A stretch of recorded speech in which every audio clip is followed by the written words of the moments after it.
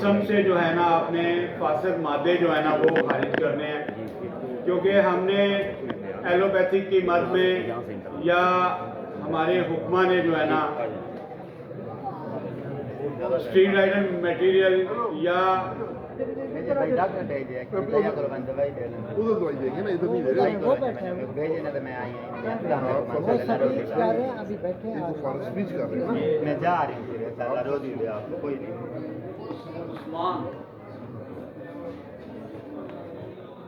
तो वो आपने निकालना है। उसके लिए जो है ना कुश्ता संख जो है वो बनाए गंधक में।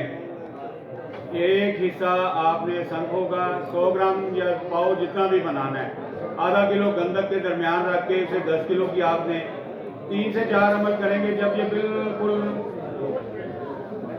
शुगुफ्ता हो जाए तो इसकी मिकदार खुराक 1 रखती है।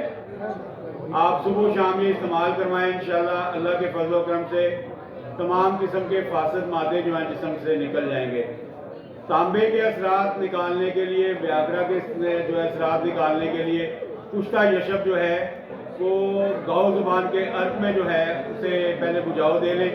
बुझाव दे के तो उसमें जो है अगर 5 तोले आपने यशब बनाना है तो 150 ग्राम, कम अज़ कम 150 ग्राम जो है ना अर्के गौ जुबान जो है ना उसमें से खरल करके टिक्की बना के खुश्क करके आप 7 किलो की आप देंगे।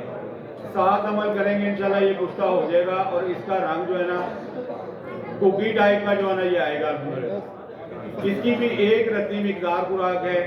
सुबह शाम आप इसे अर्के गौ जुबान से इस्तेमाल करवाएं, इंशाल्लाह अल्लाह के फजल करम से फासद मादे निकल जाएंगे। उसके बाद आता है टाइफाइड।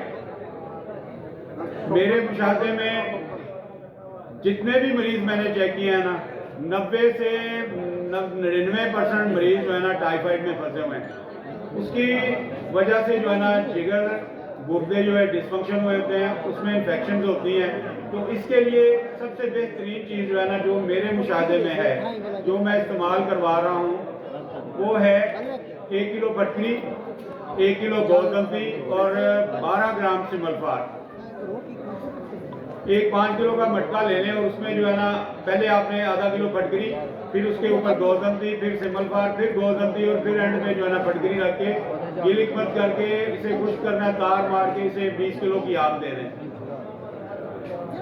ये जो कुछ इसमें बरामद हो ये तकरीबन 1.25 किलो के करीब जो है ना ये मवाद हासिल होगा। इसे आपने टैल्कम पाउडर कर लेना है।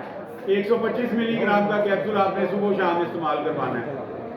इससे तमाम जिस्म की अंदर हो बाहर हो सूजिश जो है वो ख़त्म हो जाएगी। टाइफाइड बुखार जो है वो इंशाल्लाह हड्डियों से, अंतड़ियों से, बोन मैरो से निकल जाएगा अल्हम्दुलिल्लाह। उसके अलावा पस सेल्स का बेहतरीन इलाज है लकोरिए के लिए, जरियान के लिए, ये बेहतरीन चीज़ है। ज़ख़म शुगर के अलावा जो ठीक नहीं हो रहा, इन्फेक्शन हो गई है, उस पर इस्तेमाल करवाएं, इंशाल्लाह ज़ख़म भी ठीक हो जाएंगे।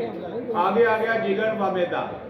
तो इसके लिए 4 चीज़ों का मुरक्कब है, जिसमें जीरा सफ़ेद है, रविंद खताई है, कलमी शोरा 1 नंबर लेना है चेक करके, नमक ना हो। नमक डालेंगे तो ब्लड प्रेशर हाई होगा और नुशादत ठीक नहीं। ये चारों चीज़ें बराबर में हैं।